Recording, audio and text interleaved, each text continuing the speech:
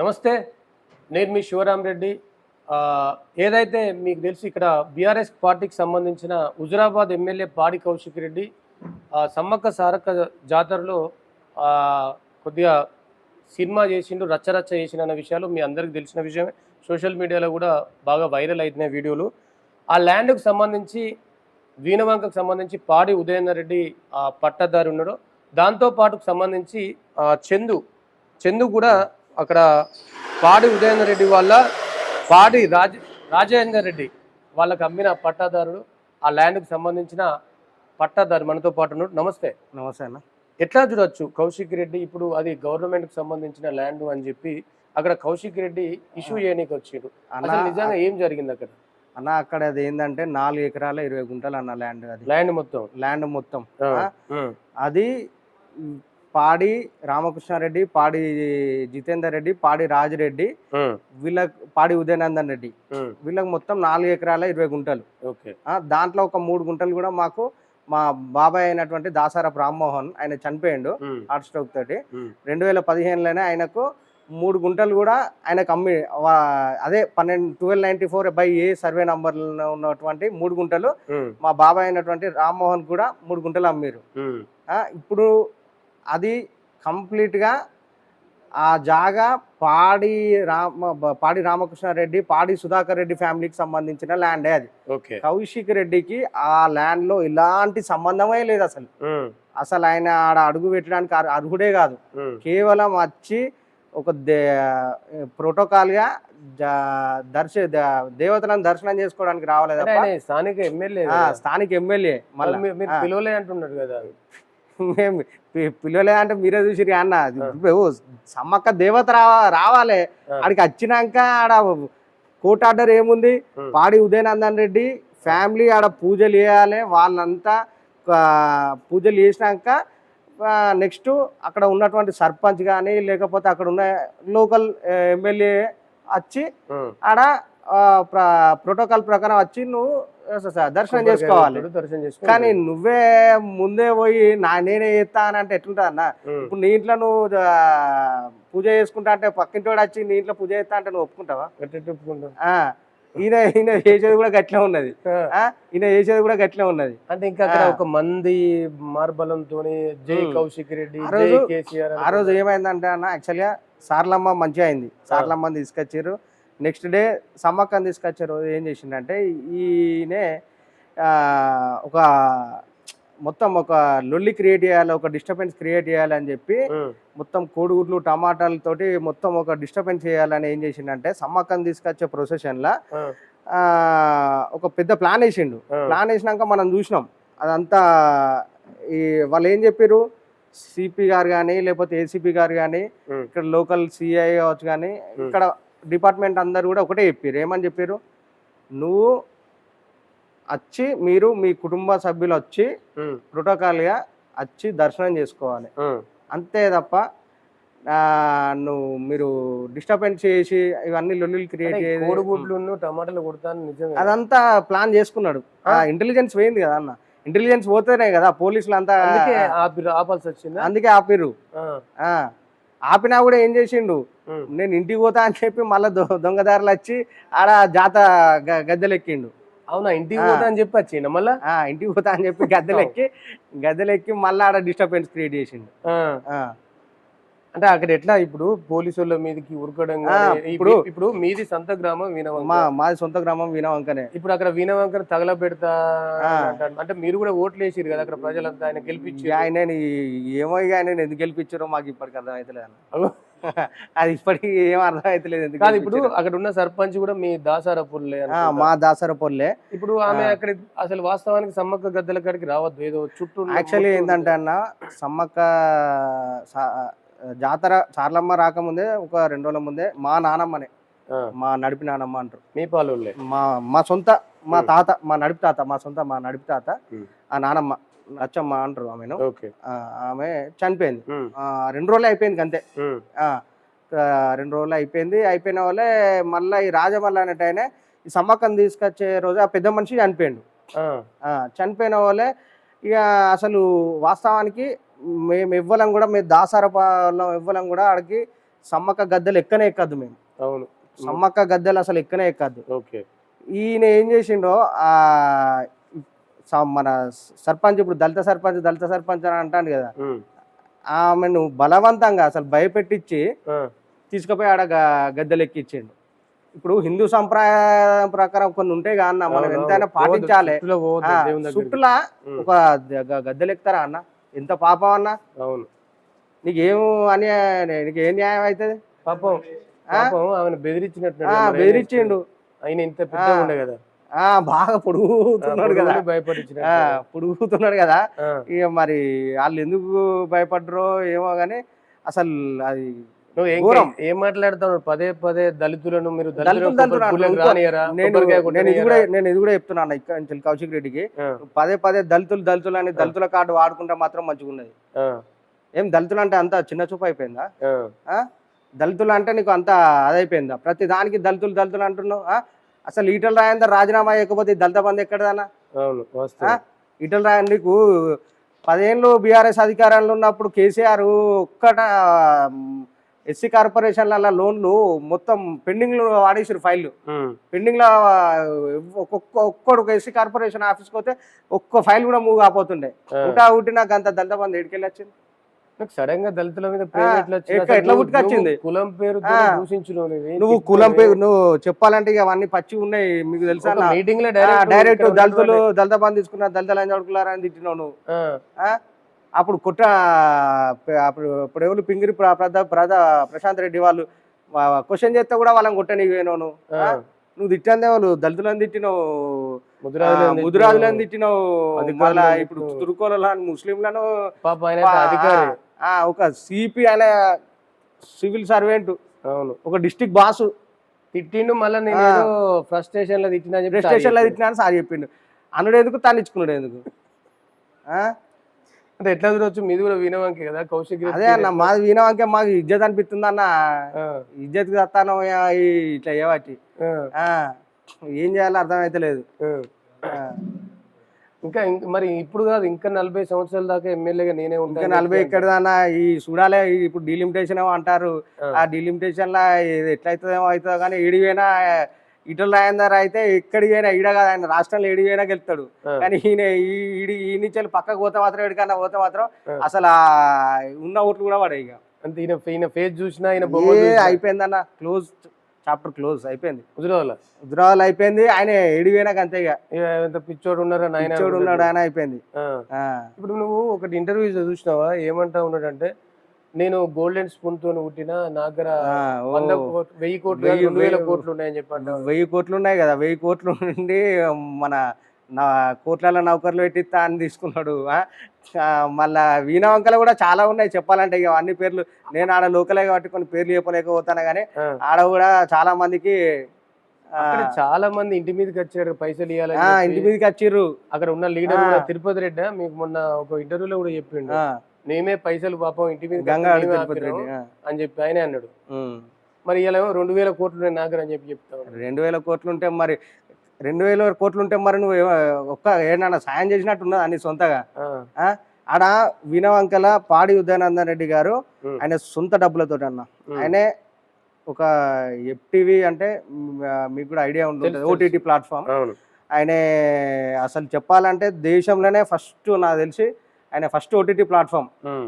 ఎవరికి ఓటీటీ తెలియని రోజులలోనే first OTT platform తయారు చేసింది ఆయన. తయారు చేసి ఆయన ఒక కంపెనీ పెట్టుకున్నాడు. ఆయన ఒక వ్యవస్థ ఆయనది.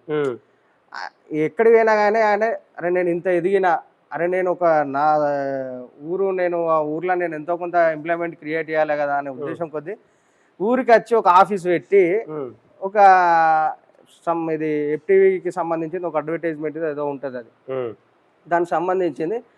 అక్కడ ఆఫీస్ పెట్టి ఎయిర్ కండిషన్, మళ్ళా అటు కూడా కాదు, మళ్ళా ఆఫీస్ ఏసీ ఆఫీస్, అది మళ్ళా ఏసీ అంతా మంచిగా ఏసీ సెటప్, మంచి ఆఫీస్ అంతా. ఎంత మందికి ఎంప్లాయ్మెంట్ కనిపిస్తుంది? దాదాపు ఒక 70-80 మంది ఉంటారు ఊర్లో. వాళ్ళు ఆ అడ్వర్టైజ్మెంట్ కి సంబంధించింది అది ఆపరేట్ చేయాలి, చేసుకుంటా దాంట్లో అది వర్క్ చేసుకోవాలి. వర్క్ చేసుకుంటా వాళ్ళకు నెలకు 15,000 అన్న శాలరీ. నెలకు 15,000 శాలరీ. ఈ ఈ పుణ్యాత్ముడు ఏం చెప్తాడట, ఏ పుణ్యాత్ముడు? కౌశిక్ రెడ్డి ఎమ్మెల్యే కౌశిక్ రెడ్డి పుణ్యాత్ముడు ఆయన పుణ్యాత్ముడే కాన్న, ఆ, అందరి నోట్ల మట్టి కొడతాడు. పాపాత్ముడు అవుతాడు కదా. ఆ, నెలకు 15,000 శాలరీ ఇస్తాడు. ఆ, వాళ్ళ దగ్గర నుంచి వెళ్ళట నెలకు అమెరికా నుంచి వెళ్ళట ఆయన ₹1,00,000 తీసుకుంటాడట, వీళ్ళకి 15,000 ఇస్తాడట. ఎవరు? ఉదయన్ రెడ్డి. ఉదయనందన్ రెడ్డి అంటే ప్రజలకు అట్లా మైండ్ డైవర్ట్ చేస్తుండు ఈయన. నువ్వు ఒక్కలకి ఇస్తలేవు కదా మరి. ఒక్కరికని ఇచ్చిన పాప అనలేదు కదా, ఉల్టా గుంజుకున్నాడే తప్ప. ₹10 ఉంటే ₹10 ఉంటే ₹10 గుంజుకున్నాడు ఆయన. ఆడ ₹1,00,000 తీసుకుంటాడట, ఈడ 15,000 ఇస్తాడట. చాలా మంది స్కాలర్షిప్ కూడా ఇస్తారని చెప్పి. స్కాలర్షిప్లు అవన్నీ ఇస్తాడు. ఇప్పుడు ఆడ ఊర్లో అన్న ఈయన రాకముందు మంచి వాతావరణం ఉండే. ఇప్పుడు ఈయన కౌశిక్ రెడ్డి రాకముందు దామోదర్ రెడ్డి కావచ్చు, లేకపోతే ఇటలాందర్ కావచ్చు, వీళ్ళు ఇవ్వాలన్నప్పుడు కూడా చాలా అసలు ఎలాంటి అసలు వీరవంక అంటే మంచిగా హ్యాపీగా ఉండే. 40-50 ఏళ్ళ నుంచి వీరవంక జాతర జరుగుతుంది అక్కడ. ఎప్పుడు ఎన్నడూ ఇట్లా ఇష్యూ లేదు. ఇప్పుడు ఎందుకు మరి ఇట్లా? ఇది ఆయనకి ఏంటంటే ఒకటి పిచ్చి పట్టింది ఇక. ఏం పిచ్చి? ఏమిటి నా పేరు నడవాలని ఏదో ప్రయత్నం చేస్తాడు, కానీ అది అందరికి తెలుసు, ప్రజలకు అందరికి తెలుసు అది. ఇప్పుడు ఉదయన్ రెడ్డి చేస్తాడు కాబట్టి ఇదంతా ఓర్వలేకనే ఎమ్మెల్యే ఇక్కడ. ఇప్పుడు ఆయనే మొన్న కొన్ని కమిట్మెంట్స్ కూడా ఇచ్చిండు ఉదయనందన్ రెడ్డి గారు. మొన్న నేను కల్వల ప్రాజెక్టు కావచ్చు, కొన్ని మహిళలకు అవి ఇవి చేస్తా అని ముందుకు వస్తుండు. ఇలాంటి దుర్మార్గుడు మేము ఇట్లా ₹1,00,000 తీసుకుంటాడు అట్లా ఇట్లా అని పబ్లిక్ పాపం వాళ్ళు ఏంటంటే అమాయకులు అన్న.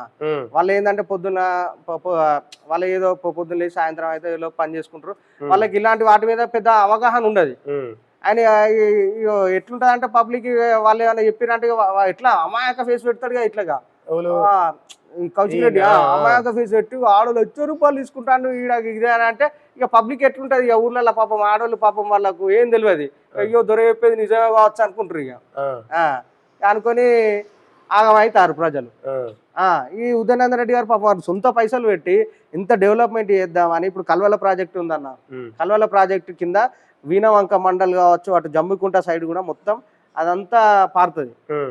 అలాంటి చేద్దామని ఎంతో ముందుకు వస్తుంటే ఇలాంటి దుర్మార్గుడు కాబట్టి అక్కడ వాతావరణం మొత్తం కొలాప్స్ అవుతుంది అన్న. వీణవంక వాళ్ళ ఏం మళ్ళీ ఈ చేసే దాంట్లో కూడా అన్న ఉదయనందన్ రెడ్డి గారు చేసే దాంట్లో కూడా ప్రతి దాంట్లో పుల్లలు పెడతాడు.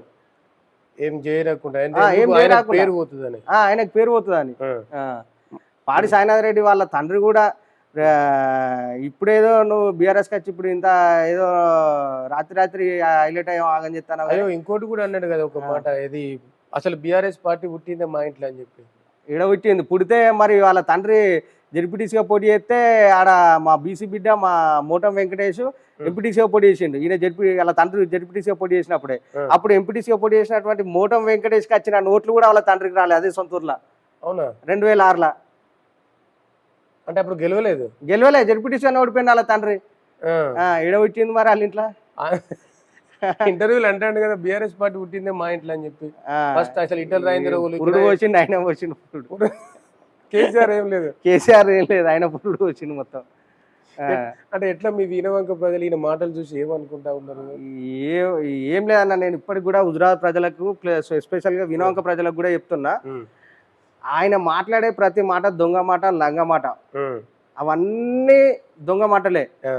ముఖ్యంగా మహిళలకు చెప్తున్నా, మీరు ఆయన చెప్పే మాటలకు కరిగిపోతే మాత్రం ఆగం కావాల్సిందే. నేను తిట్టి కూడా తిట్టలే అంటాను, నేను ఎక్కడ తిట్టినా అంటాను. ముందు కూడా చెప్తున్నా, యువకులు కూడా అవ్వా మీ మహిళలకు కూడా చెప్తున్నా, మీ కొడుకులు మీ బిడ్డలకు కూడా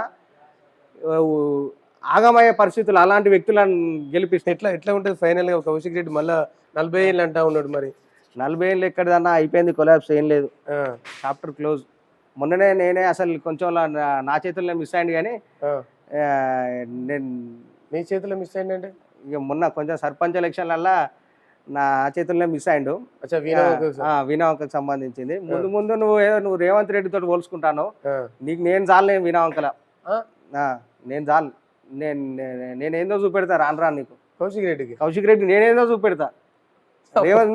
రేవంత్ ఇంకోటి అన్న రేవంత్ రెడ్డిని పిసిసి చేసింది చేసింది నేనే రేవంత్ రెడ్డికి అన్నం పెట్టింది అన్నం పెట్టింది నేనే అంటాను. ఆ వీడియోలా కట్టింగ్ చేసిండు, అది ఆ ఫుల్ వీడియో టెలికాస్ట్ చేస్తలేడు. వాళ్ళు ఏమన్నాడు, ఈయన అంటాడు కదా అప్పుడు బై ఎలక్షన్లు అప్పుడు నన్ను మోసం చేసిండు రేవంత్ రెడ్డి, నేను అందుకే బయటకు వచ్చిన అంటే నువ్వు కోవట్ రాజకీయం చేయందే నువ్వు బయటకు వచ్చినావా? తెలియదా ప్రజలకు? ఈటల రాజేందర్ గారిని ఓడగొట్టాలని మీరు ఎప్పటి నుంచి కోవట్ రాజకీయాలు చేసి ఎప్పటి నుంచి స్కెచ్లు వేసిరావు తెలియదా? అవన్నీ తెలుసు. అవన్నీ తెలిసి కూడా నేను నా అంత సంవత్సరాలు నేను నా అంత శుద్ధ పూసలేడుగా అన్నట్టు మాట్లాడతాడు. మాట్లాడేటి అన్ని జూటా మాటలు, దొంగ మాటలు. ఒక చిల్లర ప్రతిదీ ఆయన చేసే ప్రతిదీ ఆయన పొద్దున్న లేస్తే అదే ఆలోచిస్తాడు. ఇక్కడ చిల్లర వేయాలి, ఏడ న్యూసెన్స్ క్రియేట్ చేయాలి, సోషల్ మీడియాలో ఉన్నాడు, ఏడ కౌశిక్ రెడ్డి మళ్ళా బ్రేకింగ్ న్యూస్ అని వాడాలి అని చెప్పి ఇక ఇదే ఉంటది ఆయనది, వేరే ఏముండదు ఇక. ఆ బ్రేకింగ్ న్యూస్ అన్నా మరి ఏదైనా మంచిగుంటది అంటే మంచిగుంటది. మళ్ళా ఎన్నో కాడ నోరు జారుతాడు, ఎన్నో కాడ మళ్ళా నోరు జారి మళ్ళా అపాలజీ అంటాడు, మళ్ళీ ఇంగ్లీష్ లో స్టైల్ గా అపాలజీ స్టైల్ గా అంటాడు. అలా అర్థం కావాలి కదా. ఇక్కడ ఉన్న వాళ్ళు హుజరాబాద్లో ప్రజలు ఎట్లుంటారు, 70% ఎంత లేదన్నా అంత కొంచెం అవును తెలుగు ఇంగ్లీష్ రాని వాళ్ళే ఉంటారు కదా. అపాలజీ అంటే వాళ్ళకేం అర్థం అవుతుంది. ఎత్తు కూడా లేచుడు అయితే ఎత్తాడు. మొన్న ఆయన జాతర కూడా ఏంటంటే ఆయన 2024లో రాకపోవడానికి కారణం ఏంటంటే అక్కడ సర్పంచ్ లేదు. ఈ 2026లో ఏమైందంటే మొన్న కూడా అసలు సర్పంచ్ అసలు ఆయన నిలబెట్టిన మా అభ్యర్థి గెలిచే క్యాండిడేటే కాకుండా, అది మీకు కూడా తెలుసు, అందరికి అప్డేట్ కూడా ఉండే ఆ రోజు. అప్పుడు హుజరాబాద్ నియోజకవర్గం అంతా కూడా ఆ రోజు లాస్ట్ అసలు నువ్వు ఒక ఎమ్మెల్యే అయి ఉంటే నీ సొంత ఊర్లో నువ్వు అసలు అవలీలగా గెలిపించుకోవాలి నువ్వు. కానీ రాత్రికి రాత్రి కుక్కర్లు, చీరలు ఒక 2 కోట్ల దాకా ఖర్చు పెట్టిండు కౌశిక్ రెడ్డి. ఇంతగానో మంచిగా అంతగానం చేసినా కూడా ఒక 120 డిఫరెన్స్ లా ఆపోజిట్ క్యాండిడేట్ పోయిండు. అంతగానం చేసినా కూడా అంటే నీకు ఏమున్నది, నీ ఊర్లో కూడా నీకు సొంత పేరు లేనట్టే, వాడు నీకు గెలినట్టే. నువ్వు నీకు గెలిచే సత్తా ఉంటే నువ్వు గన్ని కోట్లు గంత పైసలు, కుక్కర్లు, చీరలు, మళ్ళా ఎట్లా బెదిరిస్తాడన్న మళ్ళీ అందరినీ. పాపం వాళ్ళేమో అమాయక ప్రజలు, వాళ్ళకి ఏం తెలియదు. దండం పెట్టి ఇట్లా అంటాడు దండం దయచేసి అక్కడ డై కూడా ఎత్తాడు. మీకు తెలియదు కాదు ఇక. డై చేసి అక్కడ డై కూడా ఎత్తాడు. 2 కోట్లు ఖర్చు పెట్టినా 2 కోట్ల దాకా ఖర్చు పెట్టి కుక్కర్లు, చీరలు, విడిగా పైసలు పెట్టి మళ్ళీ నేను చెప్పినా కదా ఉదయనందన్ రెడ్డి గారు ఇట్లా 1,00,000 రూపాయలు తీసుకుంటాడు, 15,000 ఇస్తాడు అని చెప్పి ఇటువంటి అన్ని లంగ మాటలు చెప్పి, ఇటువంటి అన్ని దొంగ మాటలు చెప్పి ప్రజలను పాపం వాళ్ళు ఏంది ఈయన ఎమ్మెల్యే లెక్క ఇంత దొర లెక్క కనబడేసరికి పాపం వాళ్ళేమో అమాయక ప్రజలే, వాళ్ళకేమో ఏం తెలియదు. వాళ్ళకి ఏం తెలియదు, అయ్యో దొర పాపం గిట్లా గింతానం బత్రాలు పట్టి, అయ్యో గింతానం అజయ్ పట్టి అని వాళ్ళు అటు ఇటు ఆగమవుతారు. వాళ్ళకి అసలు విషయం తెలియదు. వాళ్ళ పిల్లల భవిష్యత్తు కోసం ఈయన కొట్లాడుతాడు ఉదయనందన్ రెడ్డి గారు. వాళ్ళ పిల్లల భవిష్యత్తు బాగుండాలి, వాళ్ళు మంచిగా చదువుకోవాలి అని చెప్పి ఆయన కొట్లాడుతాడు. కానీ ఈయన అన్ని కళ్ళబొల్లి మాటలు చెప్పి ఆడ ఉన్న వాతావరణానికి కంప్లీట్ ఖరాబ్ చేస్తుండు. సో ఫైనల్ గా నువ్వు వినవంక మీ కౌశిక్ రెడ్డి సొంత ఊరుగా హుజరాబాద్ ప్రజలకు ఏం చెప్పదలుచుకున్నావు ఫైనల్ గా?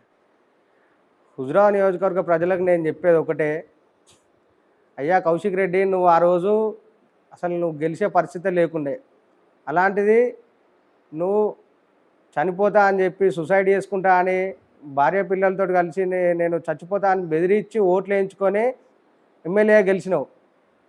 కానీ నువ్వు ఇప్పుడు గెలిచినాక ఎక్కడ కూడా నువ్వు ఒక్క అభివృద్ధి పని చేసినట్టు కూడా ఇక్కడ కనిపించలేదు. నువ్వు ఎంతసేపు ఏదైనా నీ న్యూస్ వస్తుందంటే ఎవరిపైన నోరు జారుడో లేకపోతే ఎవరి కన్నా కొట్లాట పోవడో ఇవే కనిపిస్తేనే తప్ప నీ అభివృద్ధి అనేది ఏడా కనిపించలేదు. ఆ రోజు కూడా నువ్వు 1000 కోట్లు తెస్తా అని మాట ఇచ్చినావు, మీ బిడ్డతో కూడా తెప్పించినావు 1000 కోట్లు తెప్పిస్తా అని. కానీ ఇప్పుడు నీ 1000 కోట్లు కాదుగా, కనీసం ఒక్క కోటి రూపాయలు కూడా కనిపించలేదు ఏడా. నువ్వు వాటి మీద దృష్టి పెట్టి ఎట్లా డెవలప్మెంట్ చేయాలి, ఏ విధంగా డెవలప్ చేయాలి అనేది ఆలోచించి. కానీ నువ్వు ఎంతసేపు ఇట్లా పబ్లిక్ మైండ్ డైవర్ట్ చేయాలని నువ్వు అన్ని లొల్లీలు క్రియేట్ చేసుడు, ఇవన్నీ చేసుడు బంద్ చేసి ఫస్ట్ నువ్వు డెవలప్మెంట్ మీద కాన్సన్ట్రేట్ చేయి.